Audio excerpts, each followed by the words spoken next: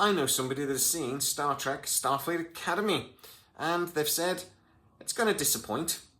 Welcome to the Tack and Pulse podcast, your place for sci-fi news, rumour and debate. Don't know why I did that like that. Our tachyon pulse has been unable to completely penetrate the anomaly. First of all, I'm just going to apologise. The sound's not going to be great. I've got a new microphone on the way. My microphone broke earlier. I'm sorry.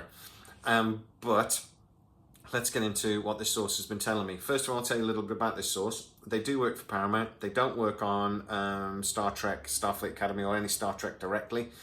But they were the person that told me a few months before Secret Section 31 came out that it was a load of rubbish. So he has an opinion I trust. Generally, I'm only going to be telling you a few thoughts about the series. I don't want to give you any spoilers, and to be honest, I didn't ask for any. I want to go into Starfleet Academy with, an open mind to it. But I will tell you what he's basically said. And more importantly, how Paramount apparently feel about what they've seen. So first of all, the casting. He actually says the casting is great. He particularly loves Bob Picardo. There are a few characters in there that he really doesn't like. A lot of the students, he says, are actually very annoying. Star Trek 90210 was always going to have characters in there and irritated us. He did say, it's just what we feared. There is a lot of teenage angst and stuff, and just there's an awful lot of interracial sort of challenges. Like we've got the character that's half Jem'Hadar, half Klingon. He says what they've actually done with her is really good, and he really likes the character. But there's an awful lot of how does she interact with other people, and all these different species have basically had no contact for years. That's the bulk of what he's seen. How do they get on? How do those relationships merge? And he says that it just feels a bit on the nose about what's going on politically in the world at the moment.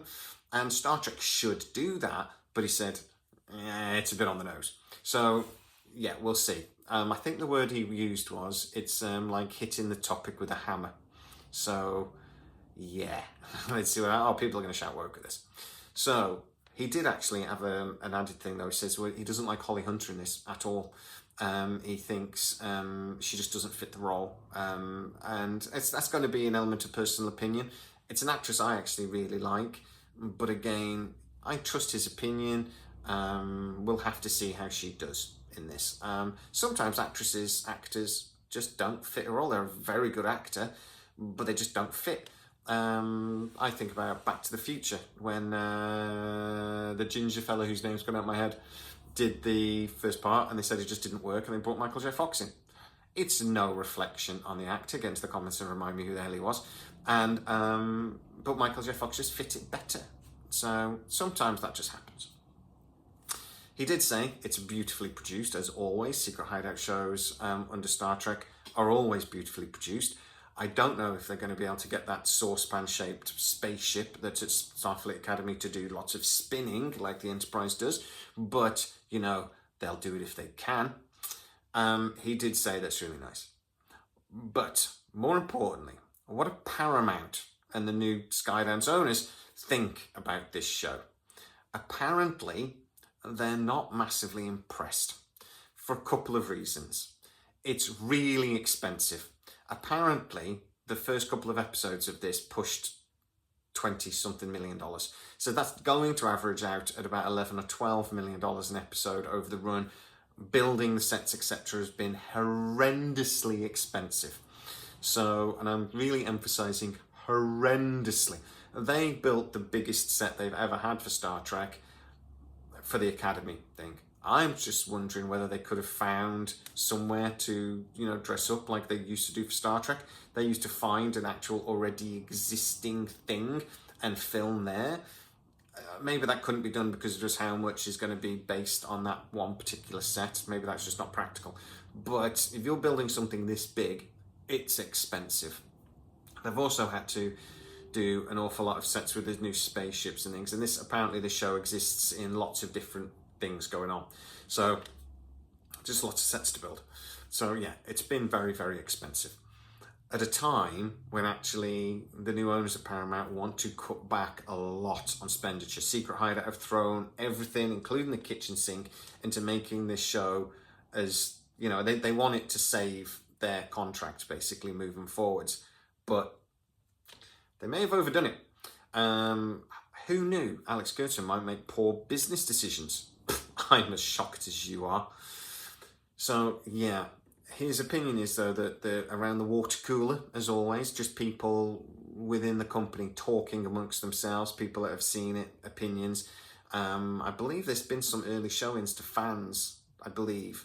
And I'd be interested to find out what the reaction to that was. I don't have that information at the moment, but, you know, guys, I'll keep my ear open if I can. The general feeling seems to be that this is an awful lot of style and not a lot of substance. We've seen that before as well.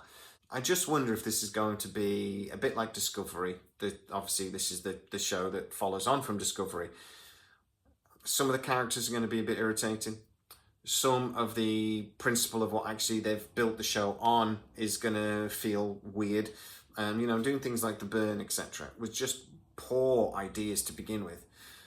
I do wonder if Starfleet Academy is going to be similar, that it's just doomed to fail almost before they even put a pen to paper.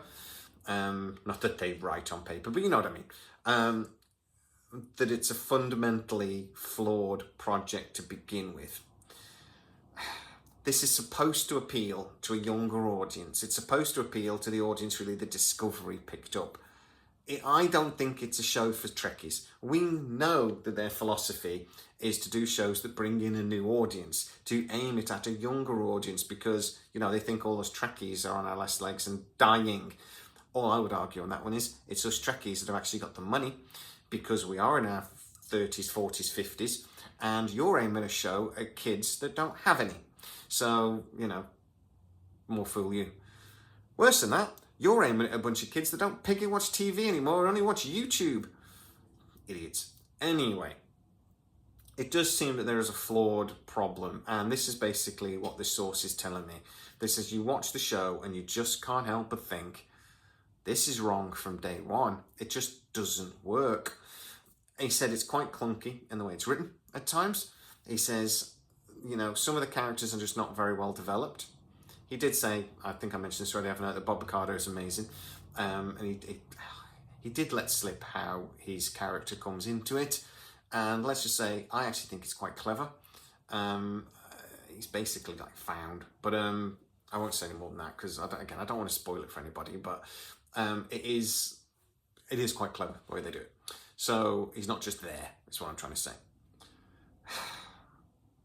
I'm disappointed from what he's telling me, but it's not unexpected. He's basically telling me what we were saying from day one when the show was announced. He's basically saying, yeah, the fears are true. This is going to be Star Trek 90210. There is a lot of sort of inter-character angst and stuff going on. I don't think there's going to be any sort of like relationships, but it's very much focused on, you're a Klingon, we haven't seen Klingons in ages. What are you like again? Oh, he's trying to stab me. You know, it's going to be that sort of thing. How are humans dealing with these different things? How is the Federation sort of trying to come back together again after years of being isolated in their own worlds? It's very much focused on that sort of thing. Disappointing, not unexpected. I think that's fair to say. But guys, get into the comments. I know I'm not telling you a great deal, really, about detail. And I don't want to. You know, guys, if you watch my stuff, it's not how I work.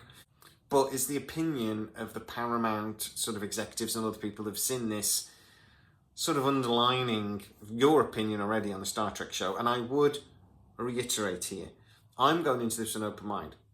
I'm hoping I'm going to enjoy this show like I hope I'm going to enjoy every Star Trek show. But my fears are sort of being underlined by what I'm being told. But guys, get into the comments, tell me what you think. If you are new to the channel, don't forget to like, subscribe, hit the bell notification. It really helps us out and you'll never miss any of our new videos. Also, you can become a member of the channel and get to see a lot of these videos before everybody else. You can also join us on Patreon, where I do follow-up videos. I do videos talking about the comments that we receive. And sometimes I will put information on there that I can't tell you on YouTube. So have a look. Join there if you can. I'd really appreciate it. As always, please stay safe, and I'll see you next time.